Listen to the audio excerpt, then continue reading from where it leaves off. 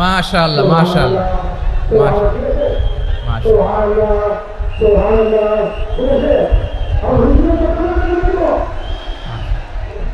ঠিক আছে ঠিক আছে। আচ্ছা, এই রংপুর বিভাগের বাইরে থেকে অন্য জেলার কারা কারা আসছেন দেখি? তাও আছে অনেকে, মাশাআল্লাহ। ঠিক আছে ঠিক আছে। আজকের প্রোগ্রামে উপস্থিত আছেন প্রধান অতিথি হিসেবে অধ্যক্ষ আসাদুল হাবিব দুলু ভাই, সাংগঠনিক সম্পাদক বিএনপি, জাতীয় নির্বাহী কমিটির সভাপতি, জেলা বিএনপি লালমনিরহাট। বিশেষ অতিথি হিসেবে আমাদের অনেক ভাইরা এসছেন, সবাইকে শুকরিয়া জানাই। সভাপতিত্ব করছেন জনাব আব্দুল হাকিম। আইন শৃঙ্খলা বাহিনী, প্রশাসন, ভলান্টিয়ার্স, শুনেছি আমি প্রায় 5,000 ভলান্টিয়ার্স আপনারা নিয়োগ দিয়েছেন। আলহামদুলিল্লাহ আলহামদুলিল্লাহ। অনেক গোছালো প্রোগ্রাম। আমার প্রাণ ঢালা ভালোবাসা জানবেন, আমার হৃদয়ের গহীন থেকে ভালোবাসা নেবেন, শুভেচ্ছা জানবেন সবাই। ঠিক আছে ঠিক আছে। প্রিয় ভাইরা, আমরা আর কাল বিলম্ব না করে মূল আলোচনায় চলে যেতে চাই। আজকে যে টপিকের উপর আমি কথা বলবো, টপিকটা হচ্ছে peaceful coexistence and communal harmony, শান্তিপূর্ণ সহাবস্থান এবং সাম্প্রদায়িক সম্প্রীতি। আমাদের বাংলাদেশে সাম্প্রদায়িক সম্প্রীতি আছে না নাই? আবহমান কাল থেকে আমরা মুসলিম, হিন্দু, বৌদ্ধ, খ্রিস্টান, পাহাড়ি, নৃগোষ্ঠী মিলেমিশে একাকার, আমরা সবাই মিলে বাংলাদেশ। আওয়াজ করে বলেন ঠিক কিনা? আমাদের পারস্পরিক সম্প্রীতি, ভালোবাসা, সৌহার্দ্যপূর্ণ আচরণ, বোঝাপড়া, এটা বেশ মজবুত, বেশ মজবুত। তবে মাঝে মাঝে আমাদের এই সম্প্রীতির ভেতরে অনেকে ফাটল ধরাতে চায়। আমরা যে সুখে আছি, শান্তিতে আছি, এটা অনেকের ভালো লাগে না, ঠিক কিনা বলেন? আমাদের মধ্যে সাম্প্রদায়িক সম্প্রীতি, সৌহার্দ্যপূর্ণ আচরণ, ভালোবাসা, এটা আবহমান কাল ধরে আছে। তার প্রমাণ, আমরা তাফসিরুল মাহফিলের আয়োজন করলে আমাদের হিন্দু ভাইরা ডিস্টার্ব করে না, ঠিক কিনা? এবং আমি যদি বলি হাত তোলেন, হিন্দু ধর্মের কারা কারা এসেছেন, কত শত কত হাজার যে হাত উঠবে, আপনি অবাক হয়ে যাবেন। আমি চাচ্ছি না হাত উঠাতে। খুলনাতে সর্বশেষ যে আমি প্রোগ্রাম করে গেলাম, সেখানে কয়েকশো হিন্দু ভাই আসছে আমাদের আলোচনা শুনতে, আলহামদুলিল্লাহ। অনেক বৌদ্ধরা আসে, অনেক খ্রিস্টানরা আসে। এবার সফরেও অনেক হিন্দু ভাইরা আমার সাথে দেখা করেছে। তারা বলেছে, হুজুর আমরা আপনার আলোচনা শুনি। আলহামদুলিল্লাহ বলেন। So it's our responsibility to present our religion to our non-Muslim brothers and sisters. আমাদের অমুসলিম ভাই বোনদের কাছে ইসলামের সৌন্দর্য তুলে ধরা, এটা আমাদের দায়িত্ব। We all are the ambassador of Islam. আমরা প্রত্যেকে দায়িত্বশীল, আমরা প্রত্যেকে এক একজন ইসলামের অ্যাম্বাসেডর। আলহামদুলিল্লাহ বলেন। এজন্য এমনভাবে দ্য বিউটি অফ ইসলাম, ইসলামের সৌন্দর্য আমাদেরকে ফুটিয়ে তুলতে হবে, যাতে করে নন মুসলিমরা শাহাদা পড়ে, কালিমা পড়ে মুসলমান হয়ে যায়। অনেক নন মুসলিম ভাই বোন আমাদের হাতে শাহাদা পড়ে, কালিমা পড়ে মুসলমান হয়েছে, অনেক। সো আমরা যেন ইসলামের বিউটিটাকে তুলে ধরতে পারি এবং এই যে সম্প্রীতি, এটাকে যেন আমরা অটুট রাখতে পারি। আদতে আদতে বাংলাদেশের ইতিহাস বলে আমাদের দেশে কোনো দাঙ্গা নাই, আছে? লালমনিরহাটের ভাইয়ের আওয়াজ করে বলেন, আমাদের দেশে হিন্দু মুসলিম দাঙ্গা আছে? আমরা ভাই ভাই, আওয়াজ করে বলুন তো, আমরা কি ভাই ভাই? কিন্তু কিছু দুষ্ট লোক আছে, তারা আমাদের সম্পর্কের মধ্যে ফাটল ধরাতে চায়, ঠিক কিনা বলেন? মাঝে মাঝে ঝগড়া লাগাতে চায়। দেখবেন পত্রপত্রিকায় দেখা যায় বিভিন্ন ধর্মীয় উপাসনালয়গুলোতে হামলা চালানো হয়। এগুলো রাজনৈতিক উদ্দেশ্য প্রণোদিত, এগুলোর সাথে ইসলামের কোনো সম্পর্ক নাই। এজন্য এই দুর্বৃত্তদের ব্যাপারে আমাদের সাবধান থাকতে হবে।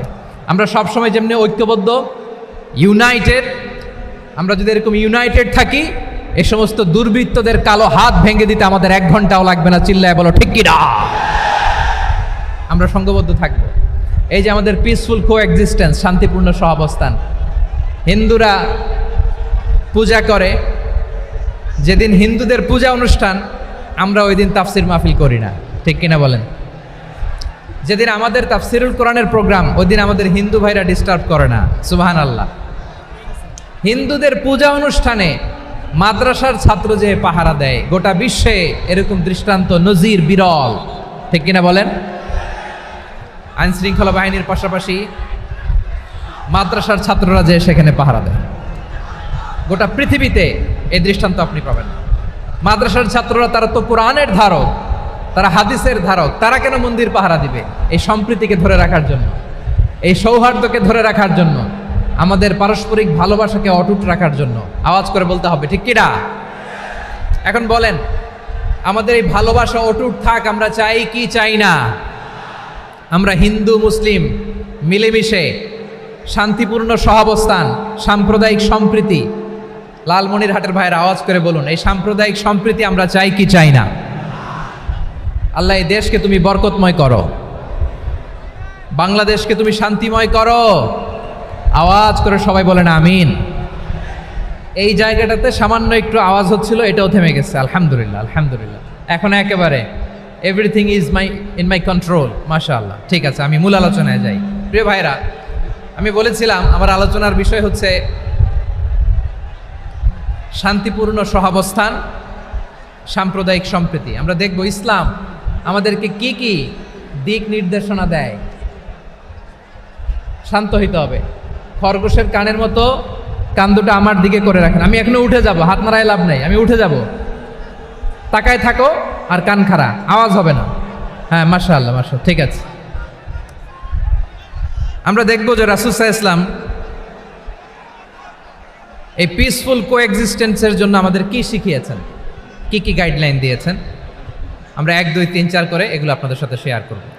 আমি আপনাদের খেদমতে সূরাতুল আনআমের 108 নম্বর আয়াত তেলাওয়াত করেছি।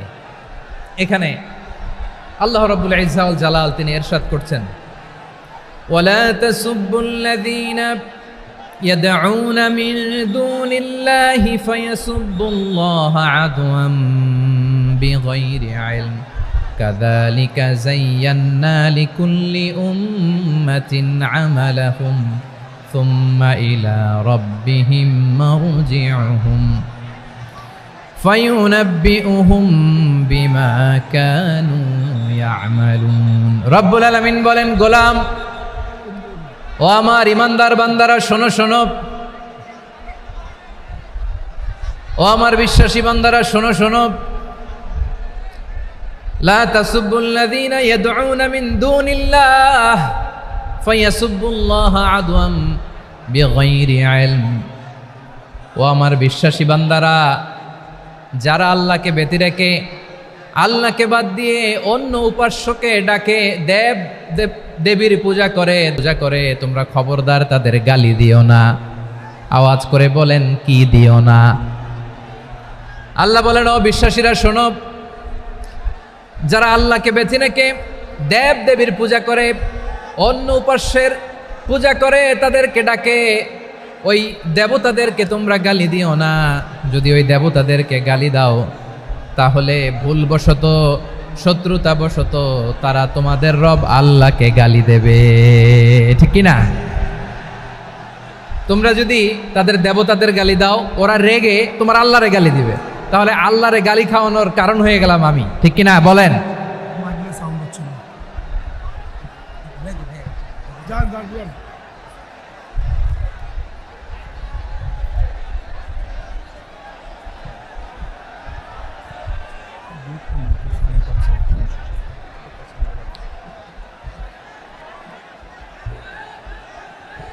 সম্মানিত ভাইয়েরা, এত বিশাল প্রোগ্রাম, মাইকের একটা সেটআপ থাকে, তারগুলো অনেক সময় নড়ে যায়, ধাক্কা ধাক্কিতে ডিসপ্লেস হয়, একটু ঝামেলা হবে।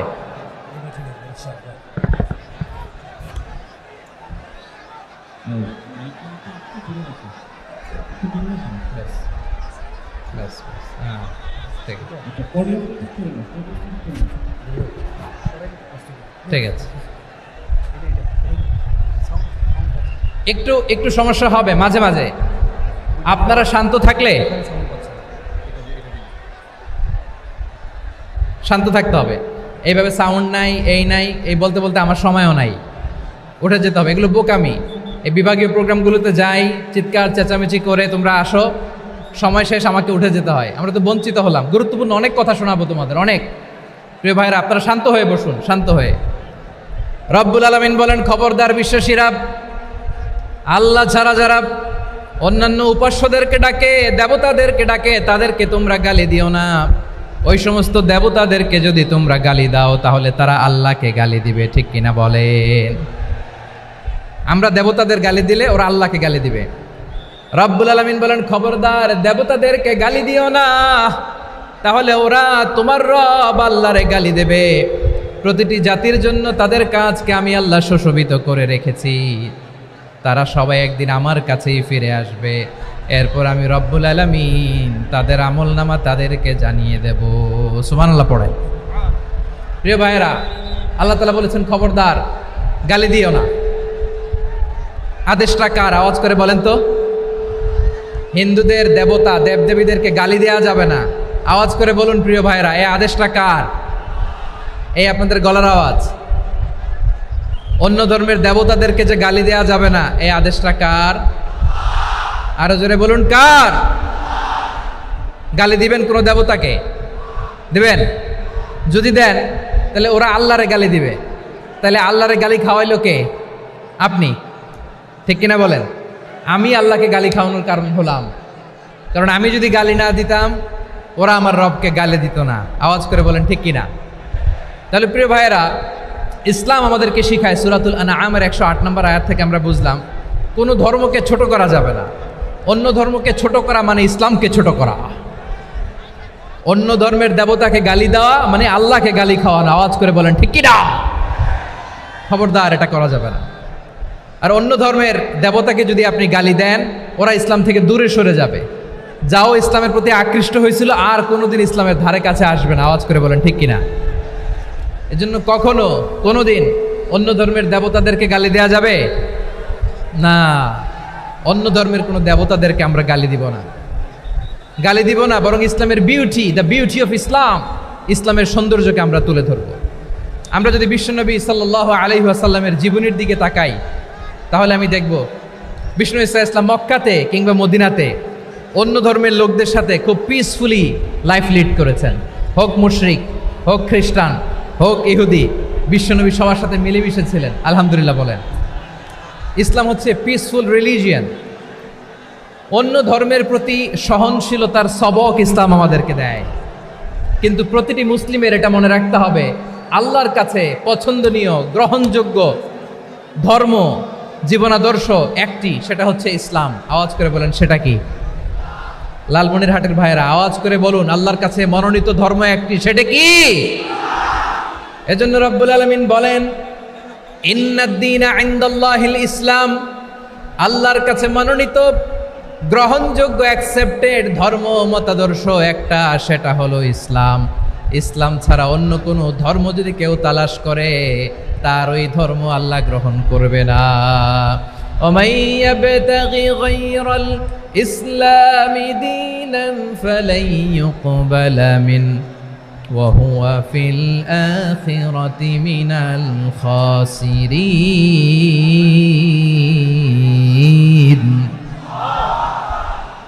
Whoever seek anything except Islam, that won't be accepted from him, and he will be loser in the day of judgment. কিয়ামতের দিন ইসলাম ছাড়া কেউ যদি অন্য কোনো ধর্ম তালাশ করেছে দুনিয়াতে, তার এই মতাদর্শ গ্রহণ করা হবে না। and he will be loser, সে হবে লুজার, ক্ষতিগ্রস্ত, হাই হাই কোম্পানির ম্যানেজার। ওর আমও শেষ, সালাও শেষ। আওয়াজ করে বলেন ঠিক কি না? এজন্য ইসলাম পেয়ে আমরা খুশি না বেজার?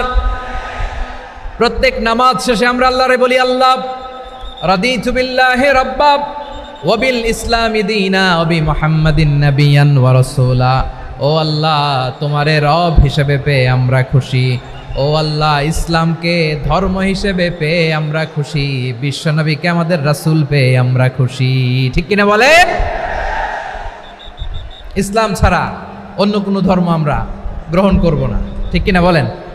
আল্লাহর কাছে অ্যাকসেপ্টেড রিলিজিয়ান একটা, সেটা ইসলাম।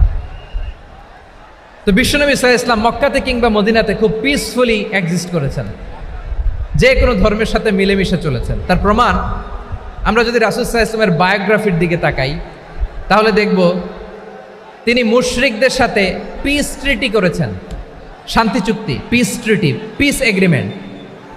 আপনারা হুদাইবিয়ার সন্ধির নাম শুনেছেন? আমার লালমনিরহাটের কলিজার টুকরা ভাইয়েরা, হুদাইবিয়ার সন্ধির নাম আপনারা শোনেন নাই?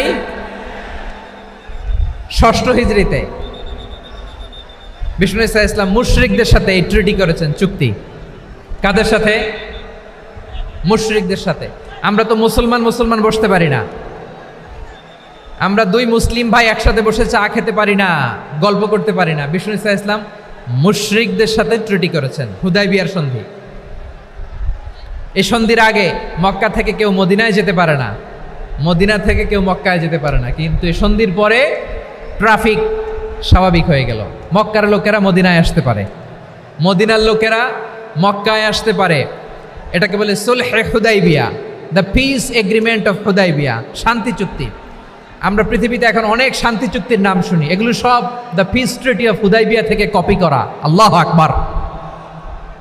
তাহলে বিশ্বনবী সাল্লাল্লাহু আলাইহি সাল্লাম তিনি যে শান্তিপূর্ণ সহাবস্থানে বিশ্বাসী ছিলেন, মুসলমানেরা যে অন্য ধর্মের প্রতি সহনশীল, তার প্রমাণ হচ্ছে এই পিস ট্রিটি। শুধু তাই নয়, মাইকের সাউন্ডটা একটু বাড়াই দিতে হবে, খুব দুর্বল, একটু মজবুত করতে হবে, আর একটু ক্লিন করতে হবে, আর সবগুলা জায়গায় সাউন্ড যাচ্ছে কিনা একটু ক্রস চেক করতে হবে। হ্যাঁ, পাবেন দিচ্ছে mike operator, he is trying his level best, দিচ্ছে। মাইক অপারেটর যিনি আছেন, প্রতিটি জায়গায় প্রতিটি সাউন্ড বক্সে যেন আওয়াজ পাওয়া যায়, একটু ক্রস চেক করেন, সাউন্ডটাকে একটু স্ট্রং করে দেন। হ্যাঁ, ঠিক আছে, মাশাআল্লাহ। এদিকে তাকান, এদিকে। মক্কার পার্ট গেল, পিস এগ্রিমেন্ট করলেন, শান্তি চুক্তি। বিষ্ণু ঈসা ইসলাম মদিনায় যেয়ে কি করলেন? মদিনায় যে বিষ্ণু ঈসা ইসলাম মদিনা চার্টার করলেন, মদিনা সনদ, সাহিফাতুল মদিনা, এটার বলে মদিনা চার্টার। যে ওয়েস্টে, ইউরোপে, আমেরিকাতে তারা অনেক চার্টার করে, এই সব চার্টার মদিনা চার্টার থেকে কপি করা। আওয়াজ করে পড়েন সুবহানাল্লাহ। বিষ্ণু ঈসা ইসলাম মদিনায় গেলেন, মদিনাতে মুসলিম, মুশরিক, ইয়াহুদি, এই তিন ধর্মের লোক মিলে সব স্টেক হোল্ডার যারা আছে সবাইকে নিয়ে বিষ্ণু ঈসা ইসলাম মদিনা চার্টার করলেন, মদিনা সনদ, পড়েন সুবহানাল্লাহ। শুধু তাই নয়, মক্কাতে বিশ্বনবী পিস এগ্রিমেন্ট করলেন, শান্তি চুক্তি মুশরিকদের সাথে। মদিনাতে যে বিশ্বনবী মদিনা চার্টার করলেন, মদিনা সনদ করলেন ইহুদিদের সাথে। আবার মদিনাতে বিশ্বনবী ইহুদিদের সাথে পিস ডায়ালগ করলেন, ইন্টারফেথ ডায়ালগ করলেন, আন্তধর্মীয় সংলাপ করলেন। যেই সংলাপের মূল ভিত্তি ছিল তাওহীদ। মূল ভিত্তি ছিল কি? তাওহীদ। বিশ্বনবী ইহুদিদেরকে ডাকলেন, আহ্বান করলেন, কুল ইয়া আহলাল কিতাবি তাআলাউ ইলা কালিমাতিন সাওয়াইন বাইনানা ওয়া বাইনাকুম আল্লা না'বুদা ইল্লাল্লাহ ওয়া লা নুশরিকা বিহি শাইআন ওয়া লা ইয়াত্তাখিযা বা'দুনা বা'দান আরবাবাম মিন দুনিল্লাহ فإن تولوا فقولوا اشهدوا بأننا مسلمون। সুবহানাল্লাহ পড়েন। বিশ্বনবী মদিনার ইহুদিদের ডেকে বললেন, ও ইহুদিরা, শোনো শোনো, আসো এমন একটা আদর্শের প্রশ্নে আমরা একত্রিত হই, যে আদর্শের প্রচার তোমাদের নবীরাও করেছে, আমিও করি, যে আদর্শের কথা তোমাদের পবিত্র ধর্মগ্রন্থগুলোতে আছে, আমার কোরআনেও আছে। সেটা হলো তাওহীদ। আমরা এক আল্লাহ ছাড়া কারো ইবাদত করব না, আল্লাহর সাথে কাউরে শরীক করব না, আল্লাহ ছাড়া কাউরে রব মানব না। পড়েন সুবহানাল্লাহ। তাহলে আমার প্রিয় লালমনিরহাটের ভাইরা, মদিনাতে যেয়ে তিনি মদিনা চার্টার করলেন, মদিনা সনদ, পিস ডায়ালগ করলেন, শান্তির সংলাপ, ইন্টারফেথ ডায়ালগ করলেন, আন্তধর্মীয় সংলাপ, যার ভিত্তি ছিল তাওহীদ। সুবহানাল্লাহ পড়েন। তাহলে অন্য ধর্মের প্রতি সব সময় ইসলাম সহনশীল, টলারেন্স। যদি আপনি দেখতে চান ইসলামের নবী বিশ্ব নবীর দিকে তাকান, ঠিক কিনা বলেন? আমরা তো সংখ্যালঘুদের রাইটস প্রোটেক্ট করার জন্য কত আইন বানাই, কত বৈঠক করি, কত সংবাদ সম্মেলন করি, বিষ্ণু সাল্লাল্লাহু আলাইহি ওয়াসাল্লাম সংখ্যালঘুদের রাইটসের ব্যাপারে, অধিকারের ব্যাপারে যে কথা বলেছেন, শুনলে আপনি অবাক হয়ে যাবেন। বিশ্বনবী বলেন, আলা মান যালামা মুআহাদান আও ইনতাকাসাহু আও কাল্লাফাহু ফাওকা তাআতিহি আও কাল্লাফাহু ফাওকা তাকাতিহি আও আখাযা মিনহু শাইআন বিগাইরি তিবি নাফসিন ওয়া আনা হাজিজুহু ইয়াউমাল কিয়ামা। খবরদার, জেনে রাখো, কেউ যদি কোনো সংখ্যালঘুর উপরে অত্যাচার করে, কোনো সংখ্যালঘুর প্রাপ্য থেকে যদি কেউ কাউকে ঠকায়, সংখ্যালঘুর উপর যদি কেউ কষ্ট দেয়, কোনো সংখ্যালঘুর সম্পদ যদি কেউ জোর করে কেড়ে নেয়, আমি কিয়ামতের দিন বিশ্বনবী ওই সংখ্যালঘুর পক্ষে আর ওই মুসলমানদের বিপক্ষে বাদী হয়ে দাঁড়াবো। সুবহানাল্লাহ বলতে পারলেন না? আল্লাহু আকবার। আপনি নামাজি, আপনি মুসল্লি, আপনি হাজী সাহেব, তাহাজ্জুদ পড়তে পড়তে কপালে দাগ ফেলে দিছেন, আপনার প্রতিবেশী হিন্দু, ভাবছেন আমার তো পাওয়ার আছে, ওর জমিটা দখল করি। বিশ্বনবী বলেন, কিয়ামতের দিন ওই হিন্দুর পক্ষে তোর বিরুদ্ধে আমি বাদী হয়ে দাঁড়াবো। পৃথিবীর কোন ধর্মে এরকম স্টেটমেন্ট পাবেন? পাবেন? আপনি ভাবছেন আপনি নামাজ পড়লে হাজী সাহেব কপালে দাগ ফেলাই দিলে আপনি সেলসেলায় জান্নাতে চলে যাবেন না? খবরদার। বিশ্বনবী বলেন, কোন সংখ্যালঘুর উপর যদি কেউ আক্রমণ করে, তার প্রাপ্য তাকে না দিয়ে যদি তাকে ঠকায়, তার উপর জুলুম করে, তার সম্পদ যদি কেড়ে নেয়, আমি নবী, তুমি মুসলিম হইতে পারো, মুসল্লি হইতে পারো, তার পক্ষে, তোমার বিপক্ষে আল্লাহর দরবারে বাদী হয়ে দাঁড়াবো। আচ্ছা, লালমনিরহাটের ভাইরা, কথা বুঝতে পারলে আওয়াজ করে উত্তর দেন। বিশ্বনবী যদি কারো বিপক্ষে দাঁড়ায় কিয়ামতের দিন, আই রিপিট, আমি আবারও বলছি, বিশ্বনবী যদি কিয়ামতের দিন কারো বিপক্ষে দাঁড়ায়, ও তো সেলসেলায়া জান্নাতি, তাই না? জান্নাতি না? যে নবীর সুপারিশ ছাড়া জান্নাতের গেটও দেখা যাবে না, ওই নবী যদি বলে তোর বিপক্ষে আমি বাদী হয়ে দাঁড়াবো, ওই জান্নাতে আর ঢোকার কোনো সুযোগ আমাদের থাকবে? এখানেই শেষ না আমার প্রিয় লালমনিরহাটের ভাইয়েরা, এখানেই শেষ নয়। বিশ্বনবী বলেন, মান কাতালা মুআহাদান, বুখারীর বর্ণনা, মান কাতালা মুআহাদান লাম ইয়ারাহ রাইহাতাল জান্নাহ। কেউ যদি, কোনো মুসলিম যদি অন্যায়ভাবে কোনো সংখ্যালঘুকে হত্যা করে, কোনো হিন্দুকে হত্যা করে, কোনো বৌদ্ধরে হত্যা করে, অন্যায়ভাবে কোনো মুসলিম যদি কোনো সংখ্যালঘুরে হত্যা করে, জান্নাতে যাওয়া তো দূরের কথা, ওই মুসলিম জান্নাতের ঘ্রাণও পাবে না। সেই বুখারীর বর্ণনা, মান কাতালা মুআহাদান লাম ইয়ারাহ রাইহাতাল জান্নাহ ওয়া ইন্না রিহাহা লা ইউজাদু মিন মাসিরাতি 40 আমা। যে জান্নাতের ঘ্রাণ 40 বছর দূরের রাস্তা থেকেই পাওয়া যায়। সুবহানাল্লাহ পড়েন। প্রিয় ভাইরা, এখান থেকে জান্নাতে পৌঁছতে লাগবে 40 বছর। এত দূর, কত বছর? সবাই বলেন, কত বছর?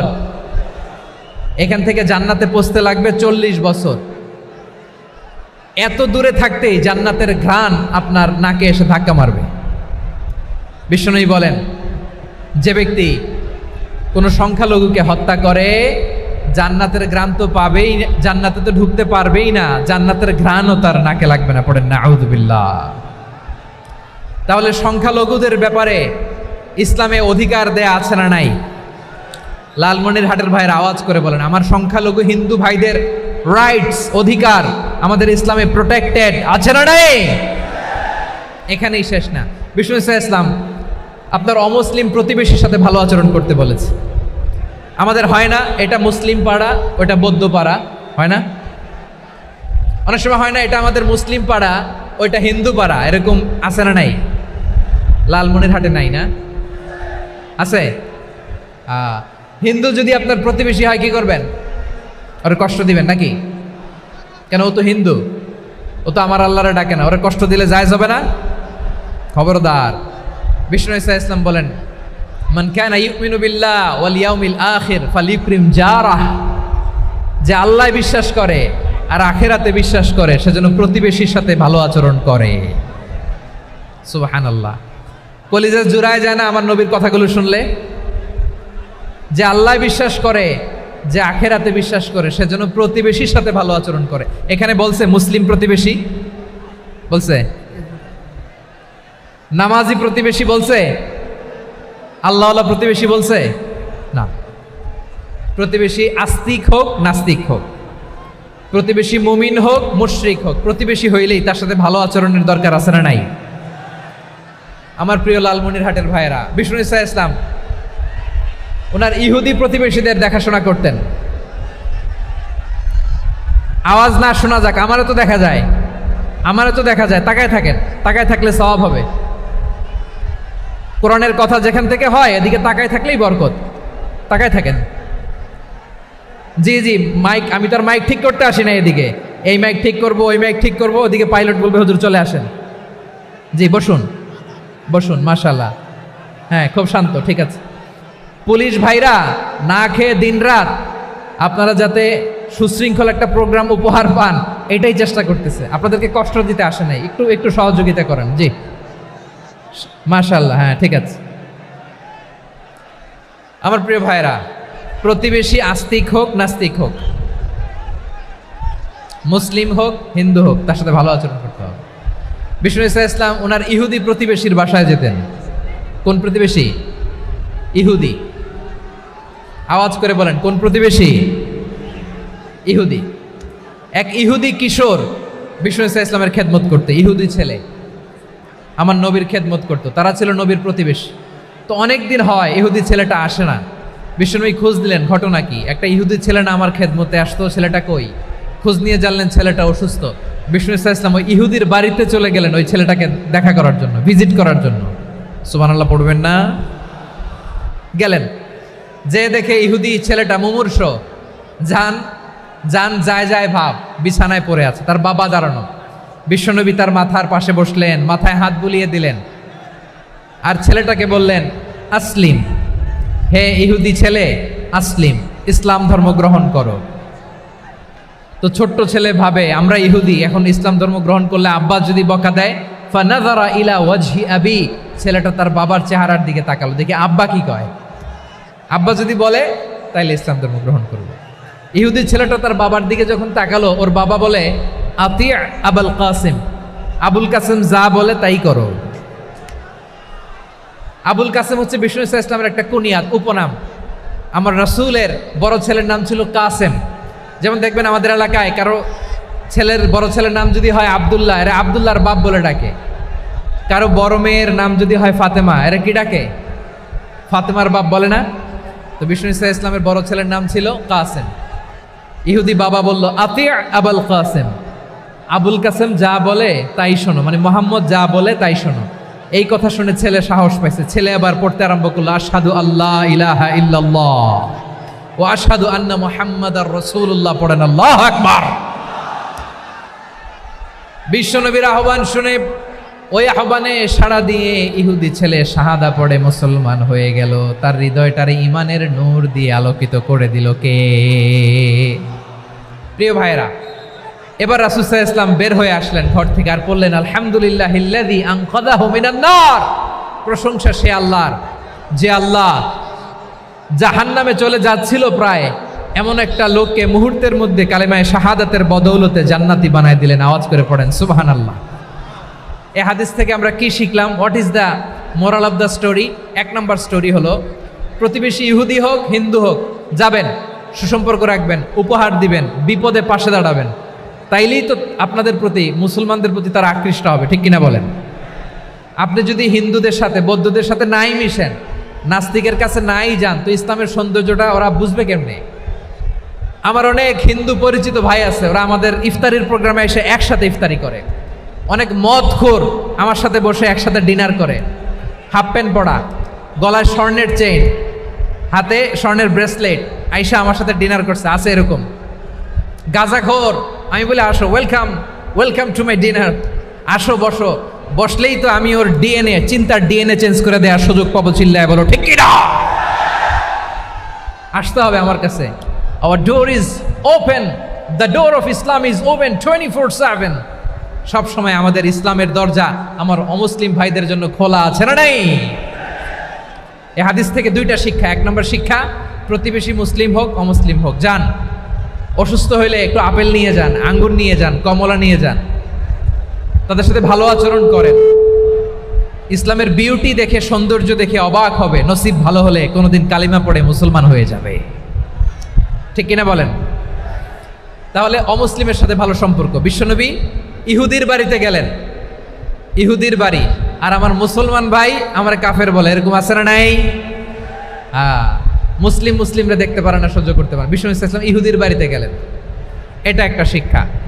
আরেকটা শিক্ষা হলো, ভাইয়েরা ধাক্কা মেরে এসে সামনে এসে কি লাভ? প্রোগ্রাম তো শেষ হচ্ছে, এখনই শেষ হচ্ছে। তো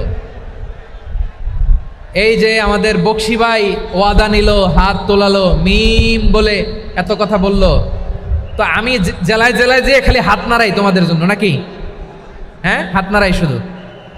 এই ধাক্কাইতে ধাক্কাইতে এদিকে এসে হাত নাড়াইতেছে, হয়েছে তো, দেখলাম তো, ঠিক আছে, মাশাআল্লাহ, অনেক সুশৃঙ্খল, অন্যান্য যে কোনো জেলার জন্য সুশৃঙ্খল। আমার দিকে তাকাও, আমার দিকে তাকাও,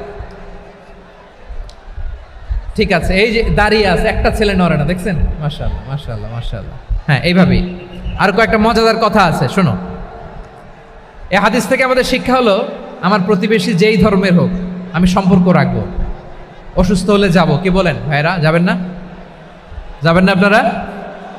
আচ্ছা, 2 নম্বর শিক্ষা হলো, বিষ্ণু ঈসা ইসলামের খাদেম ছিল ইহুদি, এতদিন খেদমত করলো, একদিনও বিশ্বনবী ওরা কালিমার দাওয়াত দেয় নাই।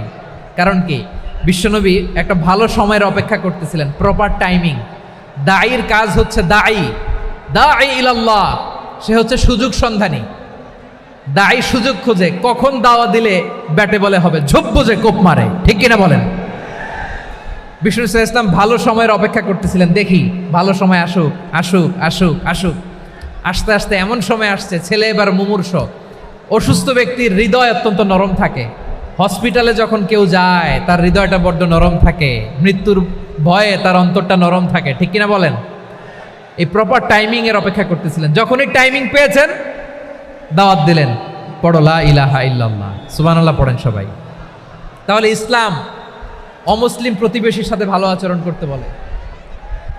ইসলাম অমুসলিম মাতা পিতার সাথেও ভালো আচরণ করতে বলে। মাতা পিতা যদি অমুসলিম হয়, তারা ফেলে দিতে পারবেন?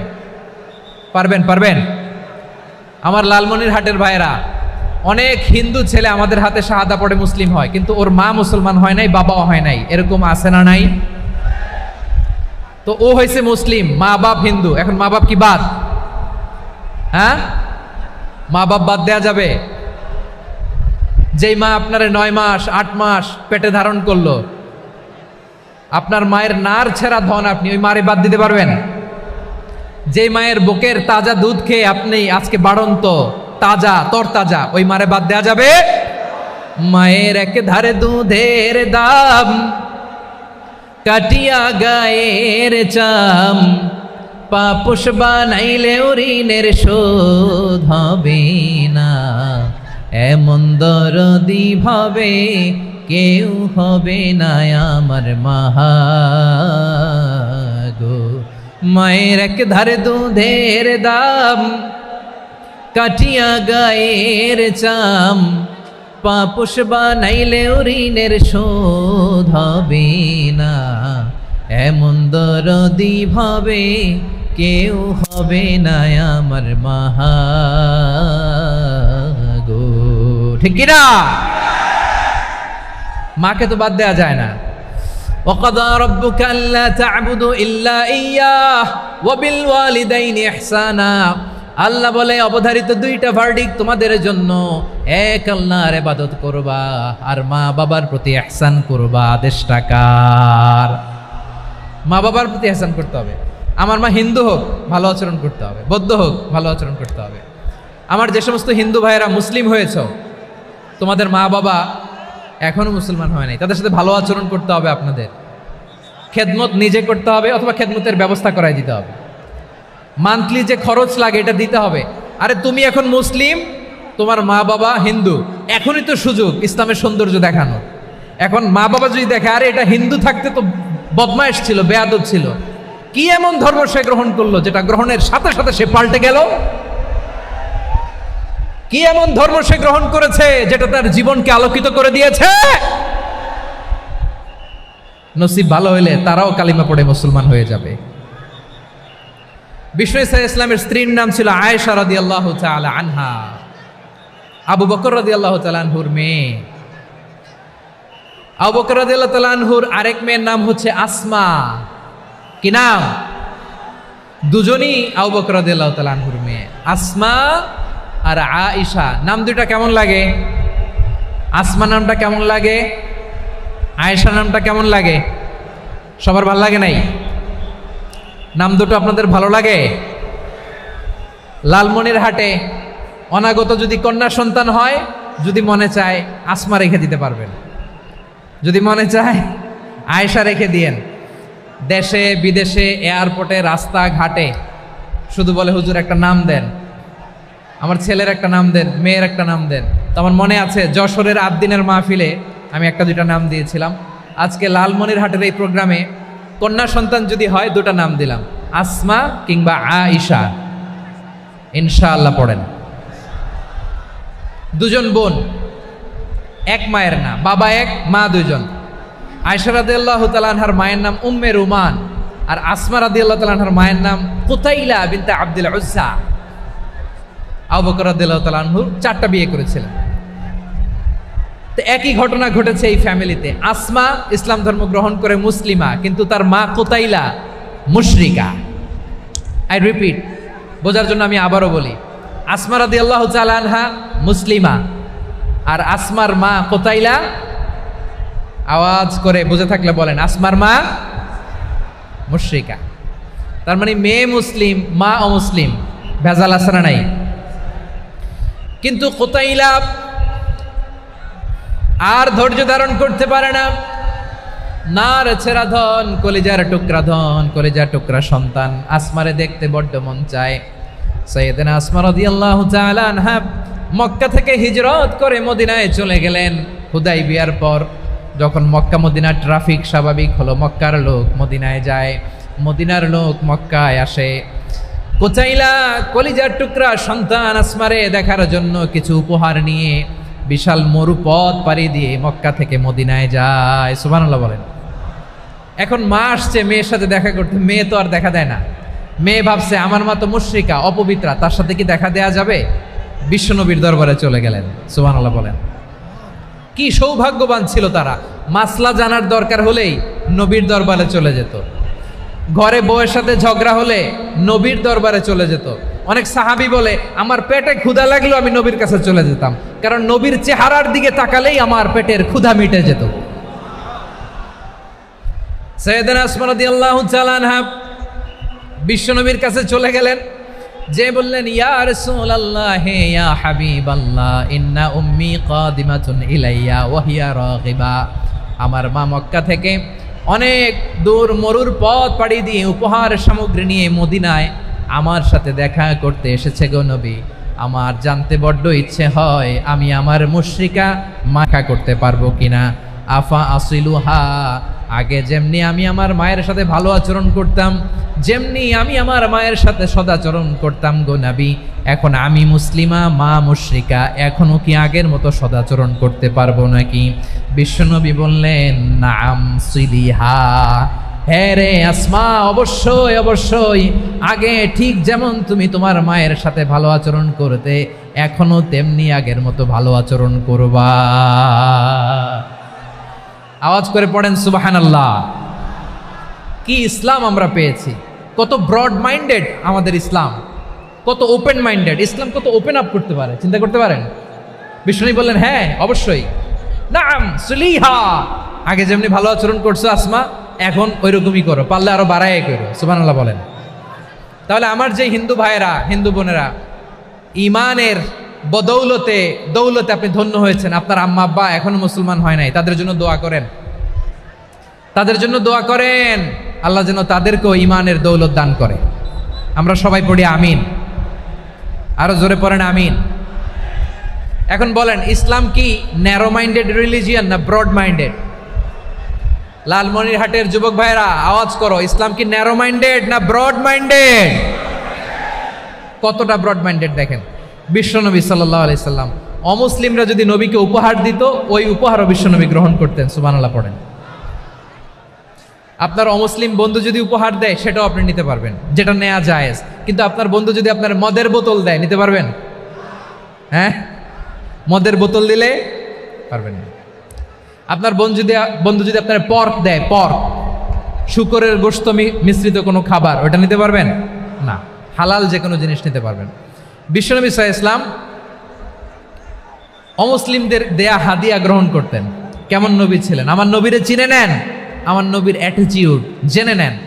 বিশ্বনবী সাল্লাল্লাহু আলাইহি ওয়াসাল্লাম যখন কোনো জনপদে যেতেন 3টা অপশন নিয়ে যেতেন। প্রিয় ভাইয়ের আওয়াজ করে বলতে হবে, কোনো জনপদে গেলে আমার নবীর অপশন থাকতো কয়টা? আমার মতো 3 আঙ্গুল উঁচু করে দেখান আর বলুন, আমার নবী কোনো জনপদে গেলে কয়টা অপশন নিয়ে যেতেন? 1 নাম্বার অপশন আসলিম তাসলাম। নতুন এলাকায় গেলে বলতেন আসলিম তাসলাম, ইসলাম ধর্ম গ্রহণ করো, শান্তিতে থাকবা, আমার ভাই হয়ে যাবো, আমরা ভাই ভাই। ইসলাম মানো, আমরা ভাই ভাই। অপশন নাম্বার কত? 1। যদি বলে না ইসলাম মানবো না, ওকে, অপশন নাম্বার 2, মুসলিম হওয়ার দরকার নাই, লা ইকরাহা ফিদ্দিন, ইসলামে কোনো বাড়াবাড়ি নাই। খ্রিস্টান আছো থাকো, বৌদ্ধ আছো থাকো, ইহুদি থাকতে চাও থাকো, কিন্তু আমরা যেহেতু রিজিওনাল সুপার পাওয়ার, আমাদের আন্ডারে থাকো, ট্যাক্স দিয়া থাকো, এটার বলে জিজিয়া। আলেম যারা আছেন বুঝবেন, এটার আরবিতে কি বলে? জিজিয়া। You pay us the tax, we will give you the security. তোমরা ট্যাক্স দিবা, আমরা সিকিউরিটি দিব, আমাদের আওতায় থাকবা, কেউ তোমাদেরকে আক্রমণ করতে পারবে না, আমরা নিরাপত্তা দিব। সুবহানাল্লাহ বলেন। এটা অপশন নাম্বার কত? আচ্ছা, বুঝে থাকলে বলেন 1 নাম্বার অপশন কি ছিল? ইসলাম। ইসলাম মানো, শান্তিতে থাকবা, ভাই ভাই, আমরা ভাই ভাই। অপশন নাম্বার 2, ট্যাক্স দাও, আমরা নিরাপত্তা দিব, মুসলিম হওয়া লাগবে না। এখন 1 নাম্বারও মানে না, 2 নাম্বারও মানে না, মুসলিম হব না, ভালো, খ্রিস্টান থাকো, ট্যাক্স দাও, আমরা সিকিউরিটি দিব না, এইটাও মানি না। বিষ্ণু বলেন, তাহলে তলোয়ার আমাদের আর তোমাদের মাঝে ফয়সালা করবে। মুসলিমও হব না, ট্যাক্স দিবা, নিরাপত্তা দিব, আমরা সুপার পাওয়ার, আমাদের আন্ডারে থাকবে, এটাও না। তাহলে তোমাদেরকে তো আমরা বিশ্বাস করতে পারি না, কখন না কখন বিশ্বাসঘাতকতা করো, কার সাথে মিলে হাত মিলাও, তলোয়ার আমাদের মাঝে ফয়সালা করবে। তখন তিনি জেহাদের সশস্ত্র সংগ্রামের ঘোষণা দিতেন। সুবহানাল্লাহ পড়েন। দেখেন, পশ্চিমারা জেহাদকে এইভাবে চিত্রায়িত করে না। ওরা জেহাদ বলতে বোঝায় তলোয়ার, হাত কাটো, গলা কাটো না। জেহাদ সশস্ত্র সংগ্রাম 3 নম্বরে। অধিকাংশ ক্ষেত্রেই বিশ্বনবীর সুন্দর আচরণ দেখে, আরে আমার নবীর যে নুরানি চেহারা, অনেকে তো কেবল সিরেফ চেহারাটা দেখেই কালিমা পড়ে মুসলমান হয়ে গিয়েছে। যারা মুসলিম হয় নাই তারা তাদের ইসলামেই বলবৎ ছিল, ট্যাক্স দিয়ে ইসলামের আন্ডারে ছিল। যারা এটাও মানে নাই ওইটাও মানে নাই, তাদের বিরুদ্ধে জেহাদ। বিষ্ণু ইসলাম 7ম হিজরিতে যখন খায়বার বিজয়ের পরে ইসলাম রিজিওনাল সুপার পাওয়ার হিসেবে আত্মপ্রকাশ করলো, বিশ্বনবী চিঠি লিখলেন অন্যান্য সুপার পাওয়ারের কাছে, রাষ্ট্রীয় চিঠি লেখে এক রাষ্ট্রপ্রধান আরেক রাষ্ট্রপ্রধানের কাছে। ঠিক কিনা বলেন? জানেন না আপনারা? এই যে 24-এর ছাত্র নাগরিক অভ্যুত্থানে, এই অভ্যুত্থান যখন শুরু হয়, আমি তখন সাউথ আফ্রিকাতে একটা স্ট্যাটাস দিয়েছিলাম, কোটা নয় গোটা দেশ সংস্কার করা লাগবে। শুধু বাংলাদেশ নয়, সারা বিশ্বের বাংলা ভাষাভাষী লোকেরা এই আন্দোলনের সাথে সমর্থন তারা করেছে, এটাকে সাপোর্ট করেছে, তারা সমর্থন দিয়েছে। আমাদের ইউনাইটেড আরব আমিরাতের বাংলাদেশি ভাইয়েরা, তারা সেখানে রাস্তায় নেমে এসেছিল, জানেন? ওইখানে ডেমনস্ট্রেশন করা যায় না, সেখানকার সরকার তাদেরকে যাবজ্জীবন দিয়েছিল। তখন আমাদের এই যে প্রধান উপদেষ্টা ডক্টর মোহাম্মদ ইউনূস সরাসরি G2G বলে, এটারে G2G, government to government, G2G, উনি চিঠি লিখলেন যে তাদেরকে, ইউর হাইনেস, হে সম্মানিত আমির, আপনি আমার এই চিঠির কারণে আমার সম্মানে এই 53 জন বাংলাদেশিকে মাফ করে দেন। এই চিঠির বদৌলতে বেকসুর খালাস পেয়ে গিয়েছিল আমাদের ভাইরা। জানেন না এই ঘটনা আপনারা? তাহলে গভর্নমেন্ট টু গভর্নমেন্ট চিঠি দেওয়া হয়। 7ম হিজরিতে বিষ্ণু ইসলাম সব সুপার পাওয়ারের কাছে চিঠি দিলেন, রোমান সম্রাটের কাছে, পারস্য অধিপতির কাছে, মিশরের অধিপতির কাছে, সবার কাছে চিঠি লিখলেন।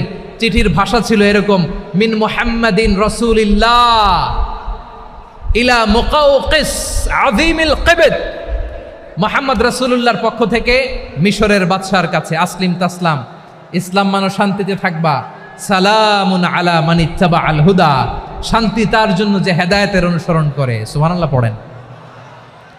তো এই চিঠি অনেকে ভালোভাবে রিসিভ করেছে, অনেকে এ চিঠি পাওয়ার পরে নবীর কাছে আবার ইন রিটার্ন উপহার পাঠিয়েছে। কি পাঠিয়েছে? উপহার। মিশরের বাদশাহ মুকাউকেস তিনি বিশ্বনবীকে বিশাল এক উপহারের ডালি পাঠিয়েছেন। মিশরের বাদশাহ মুকাউকেস ছিলেন ধর্মে খ্রিস্টান। লালমনিরহাটের ভাইয়েরা আওয়াজ করে বলেন, মিশরের বাদশাহ ধর্মে কি ছিল? খ্রিস্টান। কি উপহার দিয়েছিল আমার নবীকে? শুনতে মনে চায়? আওয়াজ নাই লালমনিরহাটের গলায়, শুনতে মনে যায়? 1000 স্বর্ণমুদ্রা, 1000 স্বর্ণমুদ্রা। 2টা খ্রিস্টান দাসী, একজনের নাম মারিয়া বিনতে শামাউন আল কিবতিয়া, আরেকজনের নাম সিরিন বিনতে শামাউন আল কিবতিয়া। একজন খ্রিস্টান দাস 20 থান কাপড় জামা বানানোর জন্য, আমরা নবী যেন সেলাই করে জামা বানাতে পারে এজন্য 20 থান কাপড়, 20 থান ফাইন গার্মেন্ট, সুবহানাল্লাহ পড়বেন না? এরপরে একটা গাধা যেটার নাম ছিল উফাইর, আর একটা খচ্চর, এটার নাম ছিল দুলদুল। খচ্চর চিনেন? গাধা আর ঘোড়ার ক্রসিং এ যে প্রাণীটা দুনিয়াতে আসে ওটার খচ্চর বলে। তো এই যে সুপার পাওয়ার খ্রিস্টান বাদশার কাছে নবী চিঠি লিখলেন, ওই খ্রিস্টান বাদশাহ আমার নবীকে উপহার দিল। বিশ্বনবী এই উপহারগুলো সানন্দে গ্রহণ করেছে। সুবহানাল্লাহ পড়বেন না? তাহলে অমুসলিম কেউ যদি আপনাকে উপহার দেয়, হালাল উপহার হলে আপনি গ্রহণ করতে পারবেন। অনুরূপভাবে পারস্যের বাদশাহ, রোম সম্রাট বিশ্বনবীকে উপহার পাঠিয়েছেন। আমার নবী সবগুলো উপহার গিফট গ্রহণ করেছেন। সুবহানাল্লাহ বলেন। তাহলে প্রিয় লালমনিরহাট আওয়াজ করে বলুন, ইসলাম কি ন্যারো মাইন্ডেড রিলিজিয়ন না ব্রড মাইন্ডেড? আম্মাজান আয়েশার কাছে মাসালা জানতে চায় মেয়েরা, হে আম্মাজান, অগ্নি উপাসকেরা তাদের ঈদের দিন নওরোজের সময় আমাদেরকে পাখি দেয়, নেওয়া যাবে?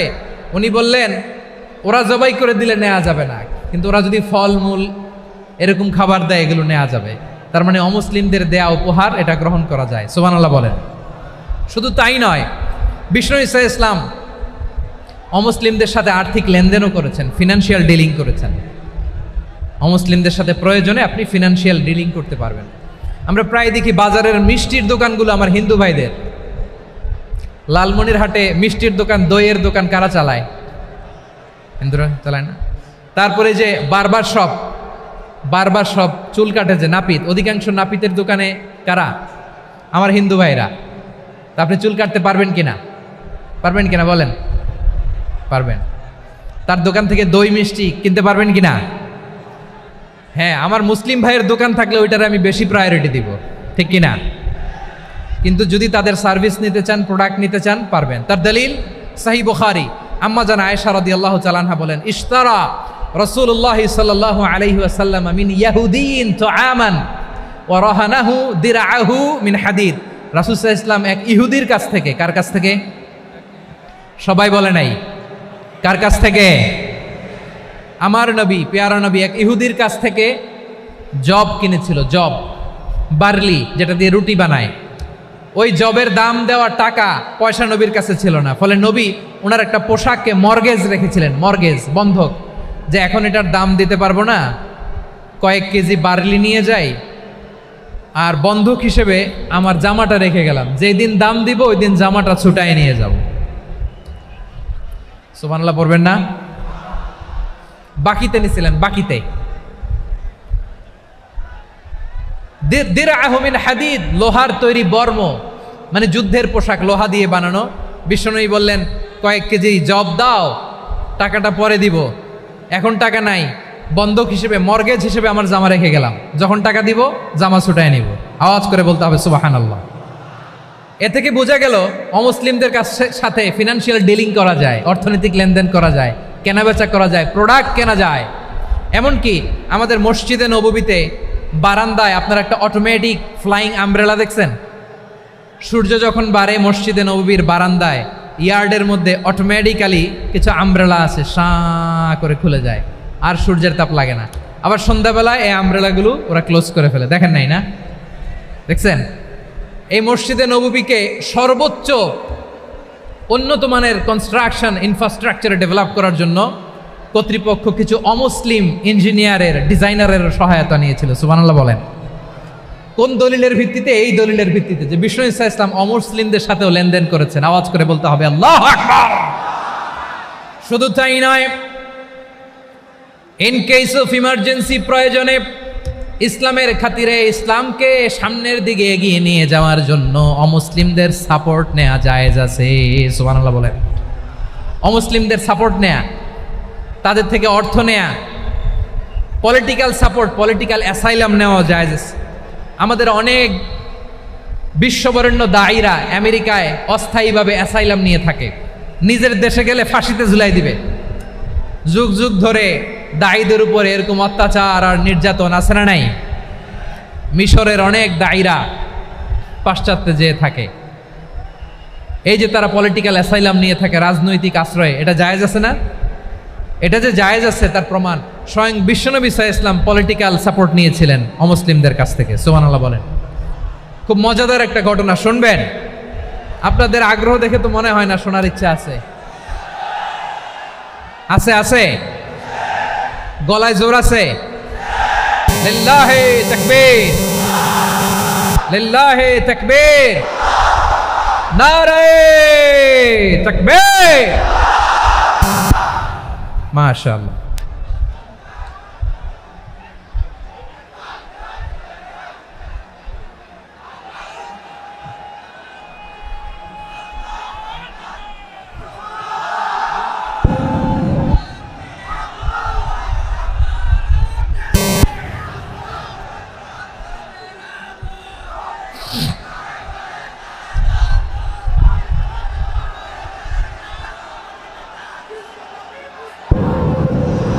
মাশাআল্লাহ মাশাআল্লাহ।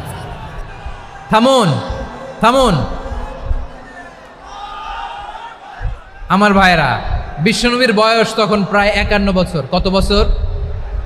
বিশ্বনবীর সবচেয়ে কাছের মানুষ খাদিজা রাদিয়াল্লাহু তাআলা আনহা ইন্তেকাল করেছেন। বিশ্বনবী বড্ড কষ্ট পেলেন, হৃদয়টা ভেঙে খান খান। যিনি ঘরের ভেতরে বিশ্বনবীকে সান্ত্বনা দিতেন, ভালোবাসা দিতেন, বাইরে গেলে কুরাইশরা বকাঝকা করে, অত্যাচার করে, কিন্তু আম্মাজান খাদিজা রাদিয়াল্লাহু তাআলা আনহা ঘরটারে এমন শান্তির নীর বানায় রেখেছেন, এই ঘরের ভিতরে ঢুকলে বিশ্বনবীর কলিজাটা ঠান্ডা হয়ে যেত।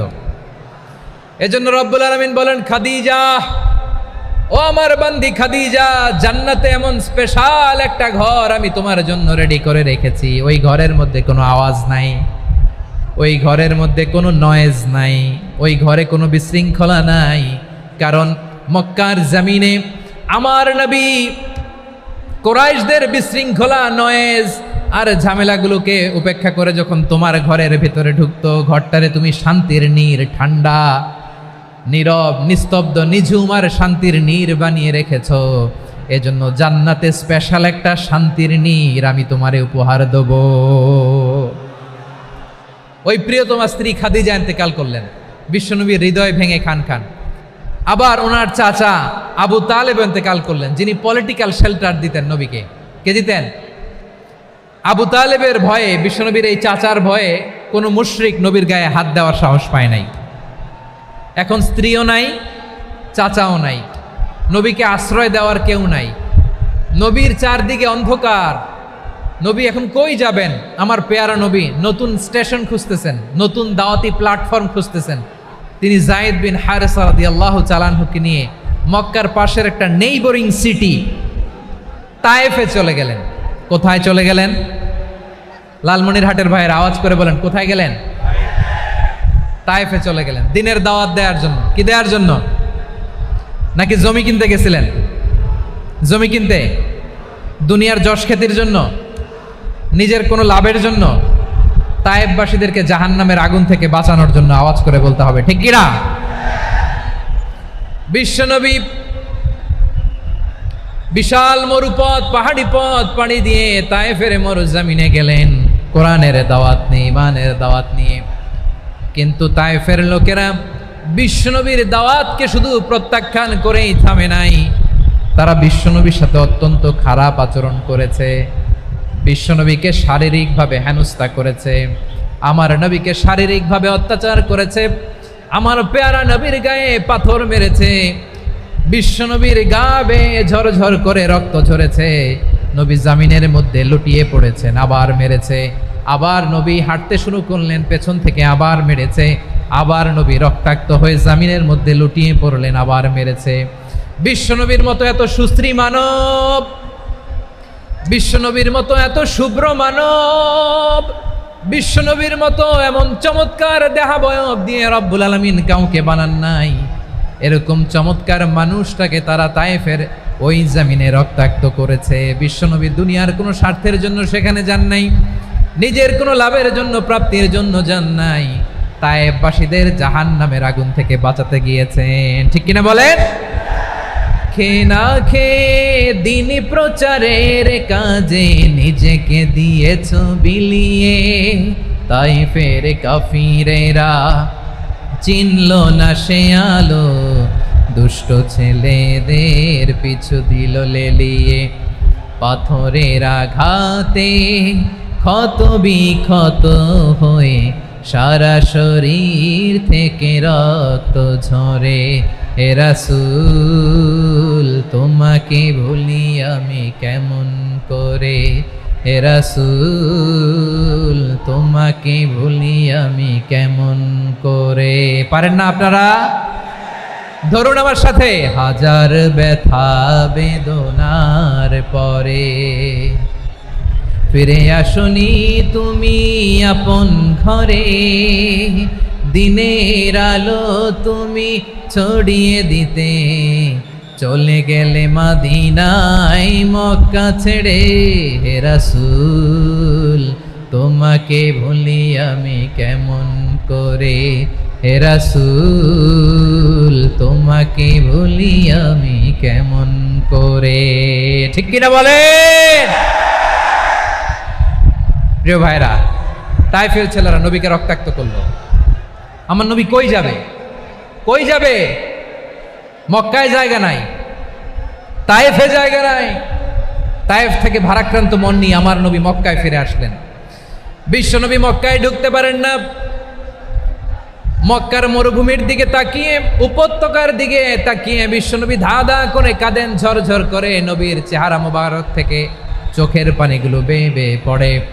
আমার জন্মস্থান, আমার শৈশব, কৈশোর, যৌবন কেটেছে এই মক্কায়, আমার এলাকায় আমি ঢুকতে পারি না। বিশ্বনবী মক্কার অনতি দূরে দাঁড়িয়ে জায়েদকে পাঠালেন, জায়েদ যাও দেখো কেউ আমাকে সাপোর্ট করার মতো আছে কিনা, যাও অমুকের কাছে যাও। জায়েদ গেলেন, তারাও প্রত্যাখ্যান করে ফিরিয়ে দেয়। বিশ্বনবী বললেন যাও অমুক লোকের কাছে যাও, তিনিও প্রত্যাখ্যান করে ফিরিয়ে দিলেন। কেউ বিশ্বনবীকে আশ্রয় দিতে রাজি হয় না। নিজ জন্মভূমিতে বিতাড়িত বিশ্বনবী, সর্বশেষ বিশ্বনবী বললেন যাও মুতঈম ইবনে আদির ঘরে যাও। মুতঈম ইবনে আদি মুশরিক, তার কাছে যাও। গেলেন, মুতঈম ইবনে আদি রাজি হয়ে গেল। সুবহানাল্লাহ বলেন। দেখেন, অনেক বিপদের সময়ও আমি নিজে সাক্ষী, সামাজিকভাবে, রাজনৈতিকভাবে কত ঝঞ্ঝা, কত ষড়যন্ত্র, কত কনস্পাইরেসি পাড়ি দিয়ে আমাদেরকে সামনে এগিয়ে যেতে হয়। এই শত্রুদের ভেতরেও একজনকে দাঁড় করিয়ে দেয় যে আল্লাহর কোরআনের জন্য রেডি হয়ে যায়। পড়েন সুবহানাল্লাহ। মুতঈম ইবনে আদি, আল্লাহ তার মনকে নরম করে দিলেন। মুতঈম বলে, মুহাম্মদ আমি তোমাকে আশ্রয় দিব। তার দুই ছেলেকে পাঠালেন, যাও খোলা তলোয়ার নিয়ে, স্কট দিয়ে, গার্ড অফ অনার দিয়ে মুহাম্মদকে মক্কায় ঢুকাও, আর বলো আমি আমান দেব। আমান কি দিব? আমান মানে সিকিউরিটি, নিরাপত্তা। সিকিউরিটি ছাড়া, আমান দেওয়া ছাড়া কেউ থাকতে পারতো না মক্কায়। দুই ছেলে বিষ্ণু ইসা ইসলামকে নিয়ে আসলো। নবী কাবার চারদিকে তাওয়াফ করলেন, নামাজ পড়লেন। আবু জাহেল, উতবা, শাইবা, ওয়ালিদ ইবনে মুগীরা সবাই দেখে, কেউ কিছু করতে পারে না। কারণ মুতঈম ইবনে আদি ঘোষণা দিয়েছেন আমি মুহাম্মদকে আমান দিয়েছি, মুহাম্মদের গায়ে যেন কেউ স্পর্শ না করে। আওয়াজ করে পড়েন সুবহানাল্লাহ। নবীর এই বিপদকালে মুহূর্তে মুতঈমের হৃদয়টারে নরম করে দিল কে? আচ্ছা, লালমনিরহাটের ভাইয়েরা বলেন, এই মুতঈম কি মুসলিম ছিল না মুশরিক? সবাই বলতে হবে মুসলিম না মুশরিক? তাহলে মুশরিকের কাছ থেকে নবী পলিটিক্যাল অ্যাসাইলাম, আধুনিক রাষ্ট্রবিজ্ঞানের ভাষায় পলিটিক্যাল অ্যাসাইলাম, যেটাকে বলে রাজনৈতিক আশ্রয়, ওনার আমান বা নিরাপত্তার এই ঘোষণায় তিনি মক্কায় ঢুকলেন। যতদিন নিরাপত্তা ছিল ছিলেন। মুতঈম যখন মারা গেল, বিষ্ণু ইসলাম হিজরত করে মদিনায় চলে গেলেন। সুবহানাল্লাহ। কিন্তু মুতঈম যে বিশ্বনবীর উপকার করছে এটা বিশ্বনবী ভুলে নাই। আমাদের অনেকে আছে উপকার করার পরে আর খেয়াল থাকে না, খাওয়ার পরে গলা দিয়ে নামলে আর খেয়াল থাকে না। এরকম আছে না নাই? আমার নবী ভুলে নাই। বদরের প্রান্তরে 70 জন কাফেরকে যখন বন্দি করে বিশ্বনবীর সামনে হাঁটু গেড়ে দাঁড় করানো হলো, বসানো হলো, 70 জন কাফের। কয়জন? বিশ্বনবী তাদের দিকে তাকিয়ে বললেন, সহিহ বুখারীর বর্ণনা, লাউ কানাল মুতঈম ইবনে আদি হাইয়ান সুম্মা কাল্লাম